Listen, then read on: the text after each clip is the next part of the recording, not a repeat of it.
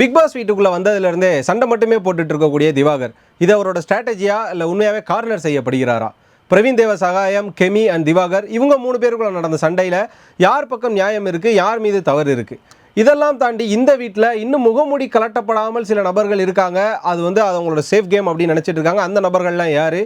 இதுக்கெல்லாம் பதிலடி கொடுக்குற விதமாக வேக்கப் சாங் அப்படிங்கிற பேரில் பிக் பாஸ் இன்றைக்கி ஒரு பாட்டு போட்டிருக்காரு. அது யாரை செருப்பால் அடிக்கிறதுக்காக. இது மட்டும் இல்லாமல் கார்னர் செய்யப்படும் கலையரசன், சூப்பர் டீலக்ஸ் அப்படிங்கிற பேரில் ஒரு போரான செக்மெண்ட் எடுத்துகிட்டு வந்திருக்க பிக் பாஸ் அப்படிங்கிற பல விஷயங்களை தான் இந்த வீடியோவில் பேச போகிறோம். இது பிக் பாஸ் சீசன் 9 ரிவ்யூ முதலாம் நாள். நான் உங்கள் விஜய் டாம்னிக். வீட்டுக்குள்ளே வந்ததுலேருந்து இந்த எபிசோட் பார்த்து முடிக்கிற வரையும் அதிகமான ஃப்ரேமில் தெரிஞ்சது யார் அப்படின்னு பார்த்தீங்கன்னா நம்ம வாட்டர்மெலன் ஸ்டார் தான். அஃப்கோர்ஸ் அவர் உள்ளே வரார் அப்படிங்கிற பட்சத்தில் எல்லாருமே சொல்லி அமைச்சிருப்பாங்க, உள்ளே போய் ஒன்றும் பாசிட்டிவான நேம் வாங்கு, உன்னை மாதிரி ஒரு நல்ல மனுஷன் இந்த உலகத்திலே இல்லைப்பாங்கிற மாதிரி ஒரு பேர் வாங்க, இல்லையா உன்னோட கரண கொடூரமான நடிப்பை உள்ளே போட, அது மூலமாகவே எல்லாம் காண்டாவாங்க, அது மூலமாக சண்டைகள் வரும், அப்படி நெகட்டிவான ஒரு பேர் வாங்கிற ஆக மொத்தம் நீ லைம் லைட்டில் இருன்னு யாரோ சொல்லி அமைச்சிருப்பாங்க போல். தலைவன் உள்ளே வந்ததுலேருந்தே பயங்கரமான ஒரு அக்ரெஷன் மூடு தான். இதுவரை நம்ம வாட்டர்மெலனை ஆமாம் இல்லை கண்ணே நீ ஆக்சுவலாக பார்த்தனா அப்படியே பார்த்துருப்போம். ஆனால் ரீசெண்டாக ஒரு இன்டர்வியூவில் தலைவனை போட்டு பிறந்து தர்பூசணியை ஜூஸ் போட்டு கொடுத்தாங்க இல்லையா, அதுக்கப்புறமாவே அவர் எந்த இன்டர்வியூவில் உட்காந்தாலுமே ரொம்ப அக்ரஸாக தான் எந்திரிச்சு போக ஆரம்பிச்சார். அந்த அக்ரஷன் மூட்லேயே தலைவன் இந்த ஒரு பிக் பாஸ் கேமுக்கு வந்துட்டார் போல். ஆரம்பித்ததுலேருந்து இந்த எபிசோடு எண்டு வரையுமே சண்டை தான்.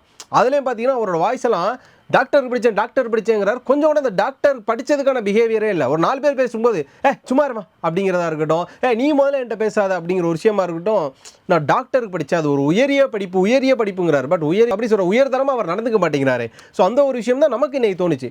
ஒருவேளை இது எல்லாம் தெரிஞ்ச ஒரு நபர் தான் அவர். ஏன் அப்படி சொல்கிறேன்னா, அவர் ஆரம்ப காலத்தில் நான் இன்டர்வியூ எடுத்திருக்கேன். நான் இன்டர்வியூ எடுத்தப்பே அவர்கிட்ட என்னென்ன மாதிரியான ரியாலிட்டிஸ் இருக்குது, எங்கெங்கெல்லாம் அவர் ட்ரமடைஸாக இருக்கார் அப்படிங்கிறது தெரிஞ்சது. அந்த ஒரு பட்சத்தில் கண்டிப்பாக இது எல்லாமே திவாகருக்கு தெரியும். நம்ம பண்ணுறது நம்மளோட செல்ஃபை தாண்டி ஓவராக தான் பண்ணுறோம். ஆனால் எங்கே நெகட்டிவாக ப்ரொமோட் ஆகுமோ அப்படிங்கிற ஒரு விஷயத்தில் பண்ணுறவரும் தோணுச்சு. முதல்ல பார்த்துக்கோமே, அந்த கொரட்டை சண்டையிலேருந்து ஆரம்பிச்சிச்சு. அந்த கொரட்டைக்கு முன்னாடி பார்த்தீங்கன்னா கெமி விசஸ் திவாகரான ஒரு ப்ராப்ளமாக இருந்துச்சு. ஆனால் அந்த ரியல் ப்ராப்ளத்துக்கு காரணம் யார் அப்படின்னு பார்த்தீங்கன்னா நம்ம அக்கா பார்வதி அவர்கள் தான். அவங்க லைட்டாக அதை அப்படியே தூண்டி விட உண்மையாகவே அது டாக்டருங்கிறது, அதாவது பிசியோதெரப்பிங்கிற டாக்டருக்குள்ள வந்துருச்சாங்கிற ஒரு கேள்வியை கேட்பாங்க.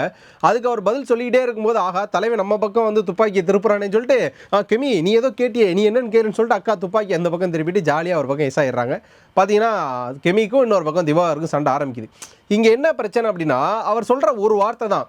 கெமி சொல்கிறாங்க, ஓகே சார் நான் வெளியில் போய் படித்து பார்த்து தெரிஞ்சுக்கிறேன் அப்படின்னு.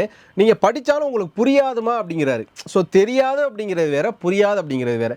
தெரியாதுன்னா உனக்கு இவ்வளோ நாள் வரையும் தெரியாது, நீ வெளியில் போய் படித்து தெரிஞ்சுக்க, இல்லைனா புரிஞ்சுக்கன்னு சொல்லுவோம் இல்லையா. ஸோ நீ படித்தாலும் உனக்கு புரியாது அப்படின்னா ஒன்று நீ அதிமேதாவியாக இருக்கணும், இல்லைனா அடிமுட்டாளாக இருக்கணும். இங்கே ரெண்டுமே கிடையாது. ஸோ கெமியும் இங்கே நல்லா படித்த ஒரு எஜுகேட்டடான பர்சன். சொல்லப்போனால் அவங்க ஒரு ஆர்ஜே விஜே, ஒரு எப்படி சொல்ற ரியாலிட்டி ஷோ கண்டஸ்டன்ட் அப்படிங்கிற நம்ம எல்லாருக்குமே தெரியும். அவங்களோட கேள்வி நியாயமாக தான் இருந்தது. எப்படின்னா அவங்க 2-3 தடவை கேட்குறாங்க, அது எப்படி புரியாதுன்னு சொல்லுவீங்கன்னா அங்கே கூட ஒரு 2-3 தடவை ஆர்கியூ பண்ணலாம். 4வது தடவை ஆமாம் கெமி நான் தவறாக சொல்லிட்டேன், இது ஒன்றும் பிரச்சனை இல்லை, நான் புரியாதுன்னு சொல்லியிருக்கக்கூடாது, உங்களுக்கு தெரியாதுன்னு சொல்லியிருக்கணும், நீங்கள் படித்து புரிஞ்சுப்பீங்கம்மா, நான் வாபஸ் வாங்கிக்கிறேன், நான் அப்பாலஜிஸ் இல்லையா, நீங்கள் சாரி கூட கேட்க வேணாம், நான் விட்ட வார்த்தை தவறுன்ற ஒரு விஷயத்தை சொல்லிட்டு போயிருக்கலாம். ஆனால் கடைசி வரையும் உங்களுக்கு புரியாதுன்ற வேர்ட்லேயே நிற்கிறாரு முதல்ல அங்கேயா. அதுக்கப்புறம் பார்த்தீங்கன்னா அந்த கொரட்டைங்கிறதுக்கு இன்னொரு விஷயம் இருக்குது.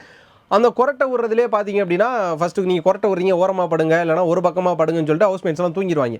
அடுத்த நாள் காலையில் எந்திரிச்சு பிரவீனை கூப்பிட்டு தனியாக சொல்லியிருக்கலாம். ஏன்னா பிரவீன் தான் அவரை தனியாக படுக்க சொன்னதா இவர் ஒரு பக்கம் மைண்டில் நினச்சிக்கிறாரு. ஆனால் பிரவீன் தான் சொன்னார், ஆனால் அவர் வாயால் சொல்லாமல் சேஃபாக இன்னொரு பர்சன் மூலமாக சொன்னார். அப்படின்ற பட்சத்தில் அவர் பிரவீனை கூப்பிட்டு சொல்லியிருக்கலாம், நீ என்னை ஒரு பக்கமாக படுக்க சொன்னேன், நான் ஒரு பக்கமாக படுத்தேன், ஆனால் நீ என்னோட அதிகமாக கொரட்டை விட்டப்பா, அதனால் இனிமேல் பப்ளிக்காக சொல்லாதப்பான்னு சொல்லியிருக்கலாம். ஆனால் இந்த இடத்துல தலைவர் ஓப்பன் கிரவுண்டில் அதை போட்டு உடைக்கிறாரு. ஸோ அந்த இடத்துல மறுபடியும் ஒரு சண்டை வருது. அந்த ஒரு இடத்துல சண்டை வர்றப்ப பார்த்தீங்கன்னா பிரவீன் தான் வாயை விடுறாரு.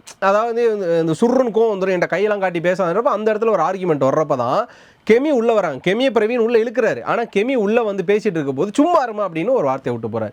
ஸோ இது ஒரு அன்வான்டான ஒன்றோ நான் நினைக்கிறேன். நான் என்ன சொல்கிறேன்னா, ஆல்ரெடி வெளியில் ஒரு நல்ல பேர் இருந்து உள்ளே போயிருந்தாலும் பரவாயில்ல, நல்ல பேர் இருந்து உங்களை எல்லாம் ஒரு ட்ரோல் பண்ணி அதுக்கப்புறம் கூப்பிட்டு எல்லா சேனல்லையும் ஜூஸை போட்டு அதுக்கப்புறமா அதே அக்ரஷன் உள்ளே நீங்கள் இப்படி தான் எல்லாம் தெரிஞ்சுக்கிட்டு அதுக்கப்புறமா நான் இப்படி தாங்கிறதுல எதுக்கு நீங்கள் செல்ஃப் ப்ரொமோட் பண்ணுறீங்க? பிரவீன் காந்தி ஒரு வார்த்தையில் சொன்னார்ல, அவர் பிக் பாஸுங்கிறத இன்னும் உணரல, அவரோட செல்ஃப் கேம் விளாட வந்திருக்காருன்னு. ஸோ திவாகர் ஒரு பக்கம் அவரோட செல்ஃப் கேம், நான் ஒரு நட்டிப்பு அரக்கன், நான் மட்டும்தான், நான் வெளியில் ஒரு லக்ஸூரியான லைஃப், நான் இப்படின்னு சொல்லி இப்போ வரையும் தான் புகழ் பாடிட்டு இருக்காரு. அந்த தான் புகழ்லாம் விட்டுருங்க, எவன் கேட்டாலும் நீ எதுக்கு என்ன பற்றி பேசுகிற, உனக்கு என்ன தகுதி இருக்குது, உனக்கு என்ன உரிமை இருக்குது அப்படின்னா இது ஒரு பிக் பாஸ் வீடு. இங்கே இருக்கக்கூடிய அந்த 20 கண்டஸ்டன்ட் 18 கண்டஸ்டன்ட் ஒருத்தவங்களுக்கு ஒருத்தவங்க கேட்டு தான் ஆகணும். அதுதான் அந்த வீட்டோட ரூல் அப்படிங்கிற ஒரு விஷயம் இருக்குது. ஆக மொத்தம் தர்போசினி லைட்டாக இன்றைக்கும் புழக்கப்பட்ட தருணமாக பார்த்தேன். இன்றைக்கி அவர் விட்ட வார்த்தைகள் அப்படிங்கிறது கொஞ்சம் தவறாக இருந்தது. அதுக்கப்புறமா பிரவீன், தேவசாயம், அதுக்கப்புறமா கெமி, திவாகர், இவங்க 3 பேருக்குள்ள ஒரு சண்டை இருந்தது. அதில் யார் பக்கம் தப்பு அப்படிங்கிற ஒரு விஷயத்தை நான் பேசணும்னு நினைக்கிறேன். என்ன அப்படின்னா, பிரவீன் தேவசகாயத்துக்கு திவாகரோட ஆக்டிவிட்டிஸ் வெளியில் இருக்கும்போதே பிடிக்கல. அது அவரோட வாயாலே உண்மையாக சொல்லியிருக்காரு. ஏன்னா நான் பண்ணுற தொழில ஒருத்தன் தப்பாக பேசினா எனக்கு பிடிக்காதுன்ற ஒரு வார்த்தையை சொன்னார். அப்படிங்கிறப்ப உங்களோட கோவத்தை நீங்கள் நேரடியாக காட்டணும். பெட்ரூமில் போயிட்டு டே நீ சொல்கிறா அவன் குப்பை அதாவது திரும்பி படுக்க சொல்கிறா அப்படின்னு சொல்கிறதா இருக்கட்டும். காலையில் அவர் பேசிட்டு இருக்கும்போது இது மாதிரிலாம் கையை நீட்டி பேசினா எனக்கு சுருன்னு ஆயிரும் அப்படிங்கிறது. அதுக்கப்புறம் பார்த்தீங்கன்னா சம்மந்தமேலாம் கெமியை உள்ள எடுக்கிறது. ஏன்னா கெமிக்கும் திவாகருக்கும் முதல் நாள் நைட்டு சண்டை போயிருக்கு. அப்போ எதிரிக்கு எதிரி நண்பன்ற மாதிரி கெமி அந்த இடத்துல சப்போர்ட்டு கூப்பிட்றேன். இது மாதிரியான விஷயங்கள் பார்க்குறப்ப பிரவீன் நீங்கள் டைரெக்டாகவே சண்டை போடலாமே. பிரவீன் தேவசகாயம் டைரெக்டாக சண்டை போடலாம் திவாகர்கிட்ட. நீங்கள் ஆள் கூப்பிட வேண்டிய தேவை கிடையாது. உங்களோட ஒப்பீனியனை இறக்குங்க. ஆமாம் நான் தான் சொன்னேன், நான் தான் திரும்பி படுக்க சொன்னேன் அப்படின்னு. ஆனால் திவாகர் கேட்குறப்போ நான் சொன்னேனா, நான் உங்களை திரும்பி படுக்க சொன்னான்னு கேட்குறாரு. ஆனால் அந்த இன்புட்டை கொடுத்தது பிரவீன் தேவசகாயம் தான். அதை நம்ம எல்லாருமே வீடியோவில் பார்த்துருப்போம். ஸோ அந்த ஒரு விஷயத்தை ஏன் அப்படி பண்ணுறாரு அப்படிங்கிற ஒரு விஷயம் தெரிஞ்சு. அதுக்கப்புறம் பார்த்தீங்கன்னா கெமி சும்மா இருங்கமான்னு பேசிட்டு இருக்கப்போ கூட திரும்ப அவர் அந்த இடத்துல இன்வால்வ் ஆனது. ஒரு பக்கம் திவாகர் மேலே பழைய சண்டையில் தவறுகள் இருந்தாலும் இந்த சண்டைங்கிறது பிரவீனுக்கும் திவாகருக்குமானது. ஸோ இந்த 2 சண்டையில் பார்த்தீங்க அப்படின்னா பிரவீன் மேலே தான் கிட்டத்தட்ட ஒரு 50-60% தப்பு இருக்குது. இவர் கேட்ட தப்பு கிடையாது, பொது இடத்துல வச்சு கேட்டுவிட்டார். அப்படின்றப்ப அதுக்கு எக்ஸ்பிளைன் பண்ணணுமே தவிர இப்படி கையை நீட்டி பேச சுருன்னு ஆகிடும் புருன்னு ஆகிடும்னா அது மென்டலாக ஒருத்தவங்களை நம்ம எப்படி சொல்கிறது எமோஷனலாக தூண்டி வருது. அதில் ட்ரிகராகிற திவாகர் குறுக்க வர்ற கெமிட்ட உளுந்து சண்டை போட்டு கடிச்சு இவங்களுக்குள்ள ஒரு சண்டை நடந்தது. ஸோ இந்த 3 பேர் சண்டையில் யார் மேலே மேக்ஸிமம் ஒரு மேஜரான தப்புன்னு கேட்டிங்கன்னா கண்டிப்பாக பிரவீன் தேவசகாயம் மேலே தான். ஏன்னா இண்டிவிஜுவலாக ஒருத்தவங்க மேலே இருக்கக்கூடிய கோவத்தையும் வன்மத்தையும் இண்டிவிஜுவலாக காட்டலாம், இண்டிவிஜுவலாக விளாடலாம், அது வேறு. ஆனால் அதுக்காக ஆல்ரெடி அவர் கூட சண்டை போட்ட நபர்களை உள்ளே கொண்டு வரதெல்லாம் எந்த மாதிரியான கேம் அப்படிங்கிறது தெரியல. அதுக்கப்புறம் பார்த்தீங்கன்னா இந்த பிக் பாஸ் சீட்டில் உங்களை என்ன ட்ரை பண்ணுறாங்க அப்படிங்கிற ஒரு விஷயம் கேட்டிருந்தாலும் அந்த என்ன ட்ரை பண்ணுறாங்கன்னா நம்ம நெகட்டிவாகவே விளாண்டா நம்ம ஒரு நெகட்டிவ் போர்ட்ரேட்ல லைக் பாலாஜி முருகதாஸாக இருக்கட்டும், அசீமாக இருக்கட்டும், எப்படி ஒரு சீசன்லையுமே நிரூப் மாதிரியான ஒரு ஆட்களும் நெகட்டிவ் ஷேட்லேயே இருந்து ரொம்ப நாள் லாங் சஸ்டைனில் இருந்தாங்களோ நம்ம லாங் சஸ்டைனில் இருக்குன்னா ஒருவேளை இதுதான் வேணும் அப்படின்றத நினச்சி வந்தாங்களான்னு தெரியல. ஒருவேளை அதுக்கு தான் அவங்க ட்ரை பண்ணுறாங்கன்னு நினைக்கிறேன். அதுக்கப்புறமா இந்த வீட்டில் இன்னும் முகமுடி கலாடாமல் சில நபர்கள் இருக்காங்க. அவங்க ஒரு சேஃப் கேம் விளாட ட்ரை பண்ணுறாங்கன்னு சொல்லிட்டு இருக்காங்களா. அது யார் தெரியுமா? முதல்ல பார்வதி அக்காவை பற்றி பேசணும். சர்வைவர் அப்படிங்கிற ஒரு கேம் அந்த கேமில் பார்வதி அவர்கள் எவிக்ட் ஆகும்போது அவங்களுக்கு கொடுக்கப்பட்ட மேஜர் ரீசனே அவங்க பட்டுன்னு பேசுகிறாங்க அப்படின்னா. அதே நேரம் மக்கள்கிட்ட நிறைய பேர் அவங்க யூடியூப்பில் ஒர்க் பண்ணும்போது கூட அவங்களுக்கு வெளியில் தெரிய ஆரம்பிச்சது நம்மளாம் பேச யோசிக்கிற ஒரு கண்டென்ட்டை கூட அக்கா டக்குன்னு போயிட்டு பப்ளிக் போயிட்டுங்கிற பேரில் எடுத்துருவாங்க.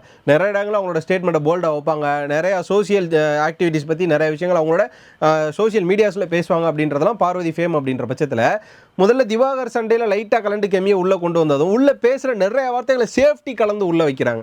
ஒரு விஷயங்கள் பேசுகிறப்ப டிஸ்க்ளைமர் இல்லை நான் அதை சொல்ல வரல, இல்லை இது இப்படி இல்லைன்னு சொல்லி அந்த டிஸ்க்ளைமர் அவங்க முன்னாடி வைக்கிறாங்கல்ல. ஸோ அந்த இடத்துல பார்வதி முகமுடியோட இருக்காங்க அப்படிங்கிற ஒரு விஷயம் தெரியுது. அதை தாண்டி உள்ளே இருக்கக்கூடிய சபரியாக இருக்கட்டும். ஏன்னா அவர் வெளியில் அந்த பிக் பாஸ் முடிச்சுட்டு வெளில வர்றவங்க கேட்ட கேள்வி, நீ உள்ளே போய் என்ன அப்படிங்கிற கேள்வி கேட்பாரு. நீ உள்ளே என்ன மிச்சர் சாப்பிட்டியா அப்படின்னு சொல்லி உள்ளே எல்லாரையும் பிளாஸ் பண்ணாரு. ஆனால் தலைவன் உள்ளே பார்த்தீங்கன்னா யோகா பண்ணுறாரு. அதுக்கப்புறமா கை வலிக்குன்னு சொல்லிட்டு டாஸ்க் விளாட்றாரு. சம்மந்தமே கமுறு இதுன சார் அப்படி இதெல்லாம் லிட்ரலி தெரியுது. ஒரு ட்ராமாட்டிக்காக நீங்கள் பண்ணுறது எல்லாமே ஒரு ஆக்டிங் அப்படிங்கிறது தெரியுது. மாமா மச்சான் கூப்பிட கூட வேணாம், ப்ரோன்னு கூப்பிட்றாமே. அதுக்கு என்ன வருது சார் நான் டாக்ஸிக் பர்ஃபெக்டாக இருப்பேன், நான் அப்படி இருப்பேன் இப்படி இருப்பேன். காலையிலேருந்து கை வலிக்குது நீங்கள், அதுக்கப்புறம் யோகா பண்ணுறீங்க, அதுக்கப்புறம் இதை கூட்டிட்டு வரீங்கன்றப்ப கெமி சொன்ன மாதிரி தான் நீங்கள் இந்த ஆங்கிளில் இருக்கீங்கன்னே எங்களுக்கு தெரியல அப்படிங்கிற ஒரு விஷயம் இருந்தது. ஸோ ஒரு பக்கம் சபரி, அதுக்கப்புறம் விக்கரம் தலைவன் கவுண்டராக போட்டு தள்ளுவார். நம்ம 24/7 பார்த்தோம், நிறைய இடங்களில் போட்டுட்ருக்காரு. ஆனால் இது ரியலான விக்ரமாங்கிறதும் தெரியலை. ஸோ இவங்களாம் இன்னும் முகமுடியோடு இருக்கக்கூடிய நபர்களாக தான் நான் பார்க்குறேன். அப்படிங்கிற பட்சத்தில் இன்னொரு முக்கியமான விஷயம் பேசியிருந்தோம். அது என்ன அப்படின்னு பார்த்தீங்கன்னா இந்த சூப்பர் டீலக்ஸ் அப்படிங்கிற ஒரு கேம் பிக் பாஸ் எடுத்துகிட்டு வந்தார். இது ஓகேவா அப்படின்னு சொல்லி ஆல்ரெடி இருக்கிற கண்டஸ்டன்ட் யாருன்னே தெரியலை. இந்த சீசன் எப்போ சூடு பிடிக்குன்னு தெரியாமல் மக்கள் பாதி பேர் விரக்தியில் இருக்காங்க. இன்னொன்று என்ன அப்படின்னா இதில் இருக்கக்கூடிய கண்டஸ்டன்ட் நம்ம ரொம்ப தூட்டுற அளவு இல்லைனா அப்படின்னா கூடவே ஒரு சில பேருக்கு இவங்களை வேணாம் சோசியல் மீடியாவில் உங்களை பார்க்க கூட விருப்பம் இல்லை அப்படின்னு நினச்ச நபர்களை தூக்கி உள்ளே போட்ட மாதிரியான ஒரு விஷயம் தான் இருக்குது.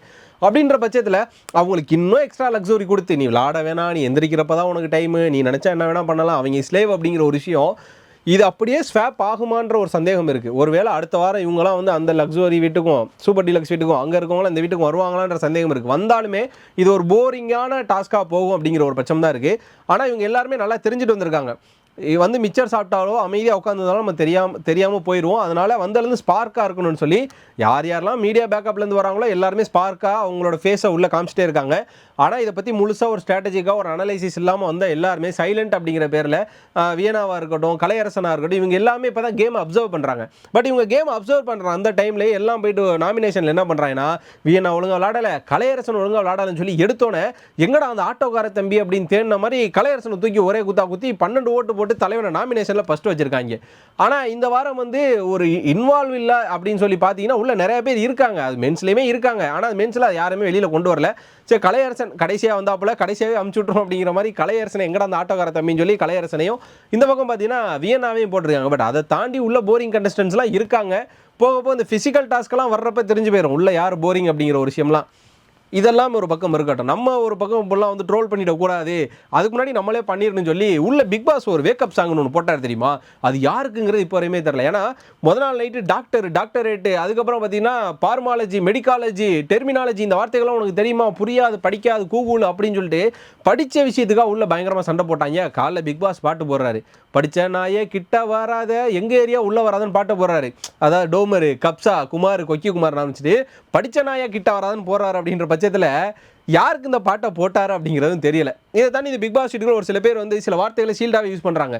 ரம்யா ஜோ வந்து நான் ஒரு அனாதை அப்படிங்கிற வார்த்தையாக இருக்கட்டும், அதுக்கப்புறமா நான் இப்போ தான் புது வாழ்க்கைகள் வந்திருக்கேன் அப்படின்னு சொல்லி கலையரசனாக இருக்கட்டும், வாட்டர் மேலனாக இருக்கட்டும், எல்லாருமே ஒரு ஷீல்டான வார்த்தைகளை யூஸ் பண்ணி அந்த போர்வைக்கிலே வாழ்கிற ஒரு விஷயத்தை நம்ம பிக் பாஸ் வீட்டில் பார்க்குறோம்.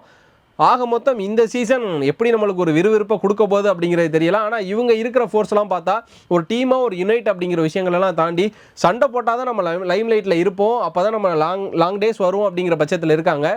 இன்னும் புரியலை. சண்டை போடுற இவங்களை பற்றியே நம்ம பார்த்துட்டு இருக்கோம். அமைதியாக இருக்க நபர்கள் சண்டை போட ஆரம்பித்தா அந்த கேம் எப்படி மாறும் அப்படிங்கிறது தெரியலை. ஓவராலாக டாஸ்க்கே கொடுத்த டாஸ்க்கே ஒழுங்காக வந்து எக்ஸ்பிளைன் பண்ணி பேசுகிறதுக்குள்ள நிறையா இடர்பாடுகளும் நிறையா இடையூறுகளும் அப்படின்னு இருக்கின்ற பட்சத்தில் இந்த வீட்டில் மிகப்பெரிய சண்டை பிரச்சனை எல்லாமே இருக்குது அப்படிங்கிறது கன்ஃபார்ம் அப்படிங்கிறது தெரியுது. ஒருவேளை போன சீசனில் பண்ண மாதிரி சாச்சனை வாரம் அனுப்பிச்சு ஒரு மிடில் கூட்டு வந்தாங்களா, அது மாதிரி இந்த முதல் வாரம் கலையரசனை அனுப்பிச்சிட்டு திரும்ப கூட்டு வரதுக்கான வாய்ப்புகள்லாம் இருக்குது. பட் அதை தொடர்ந்து பார்த்தா தான் தெரியும். இன்றைக்கி பார்த்த எபிசோடில் உங்களுக்கு திவாகர் அவர் பண்ணது எந்த அளவு வந்து டு தி கோர், அது அவர் ஸ்ட்ராட்டஜி கிடையாது, அது அவர் வந்து அது அவரோட இன்னோசன்ஸ் கிடையாது, அவரோட ஸ்ட்ராட்டஜி. அதே நேரம் இந்த பிரவீன் தேவசகாயம் வந்து திவாகரை ரொம்ப ட்விஸ்ட் பண்ணுறாரு. அது வந்து அவர் மட்டும் பண்ணாமல் திவாகர் யார் கூடலாம் சண்டை போடுறாரோ அவரே வச்சு பண்ணுறாரு அப்படிங்கிற ஒரு விஷயம். இது மட்டும் இல்லாமல் இந்த பிக் பாஸ் வீட்டில் ரியல் கேரக்டரை யாரெல்லாம் மறைச்சிட்டு இந்த முகமுடியோட வாழ்கிறாங்க அப்படிங்கிற ஒரு விஷயத்தையும், கலையரசனை எங்கடா அந்த ஆட்டோக்கார தம்பி அப்படிங்கிற மாதிரி அவர் அடித்தா யாரும் வரமாட்டாங்கிறக்காண்டியே கலையரசனை தூக்கி அடிக்கிறாங்கன்ற ஒரு விஷயமும். ஃபைனலாக இந்த ஒரு super deluxe home, normal home அப்படிங்கிறது ஒரு போரிங்காகவும் யாருக்கெல்லாம் கன்சிடர் ஆகுதோ, யார் மனசுலாம் அப்படி உண்மைப்படுதோ அதை கண்டிப்பாக கமெண்ட்டில் சொல்லுங்கள். இந்த பிக் பாஸ் வீட்டில் இதுவரை யாரெல்லாம் மாஸ்க் போட்டு விளாண்டுட்டு இருக்காங்க அவங்களோட ரியல் கேரக்டர் வெளில வராமல் இருக்கிறதுக்கு. இது மட்டும் இல்லாமல் இதுவரையும் வந்திருக்க பிக் பாஸ் கண்டஸ்டன்ட்ல உங்களோட ஃபேவரட் கண்டஸ்டன்ட் யார் அப்படிங்கிறத மறக்காமல் கமெண்ட்டில் சொல்லிடுங்க. ஓவரால் அந்த வீடியோ பிடிச்சிருந்தா லைக் பண்ணுங்கள், ஷேர் பண்ணுங்கள். மறக்காமல் மாலை முரசு வைப் சப்ஸ்கிரைப் பண்ணிட்டு பக்கத்தில் இருக்க பெல் ஐக்கானை கிளிக் பண்ணிக்கோங்க.